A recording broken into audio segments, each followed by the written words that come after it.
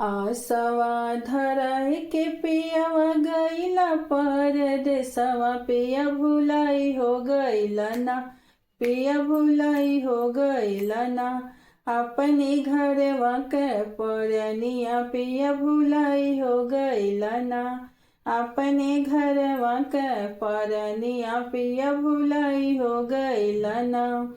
आसवा धराई के पिया गईला परदेसवा पिया भुलाई हो गईला ना। पिया भुलाई हो गईला ना। अपने घरवा के परनिया पिया भुलाई हो गईला ना। अपने घरवा के परनिया पिया भुलाई हो गईला ना। ओही रे सहारिया में मलिया के बिटियुआ पियलो भाई हो गईला ना। पियलो भाई हो गईला ना। ओकरे हरवा के गोथैया पियलो भाई हो गईला ना। ओकरे हरवा के गोथैया पियलो भाई हो गईला ना। आसवा धराई के पियवा गईला परदेसवा पिया भुलाई हो गईला ना। पिया भुलाई हो गईला ना।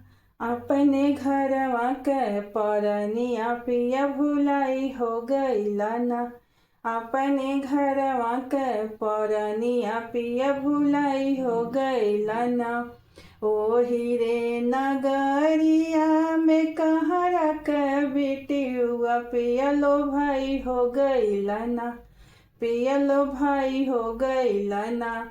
ओकरे कलसा के गढ़ैया पियलो भाई हो गईला ना। ओकरे कलसा के गढ़ैया पियलो भाई हो गईला ना। आसवा धराई के पियऊ गईला परदेसवा पिया भुलाई हो गईला ना। पिया भुलाई हो गईला ना। अपने घरवा के परनिया पिया भुलाई हो गईला ना। अपने घरवा के परनिया पिया भुलाई हो गईला ना। ओही रे सहारिया में राजा के बिटियुआ पियलो भाई हो गईला ना। पियलो भाई हो गईला ना। बेलिया चमेलिया कही से जिया देख लो भाई हो गईला ना।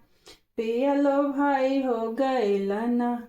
ओकरे बेली के चमेली से जिया पियलो भाई हो गईला ना।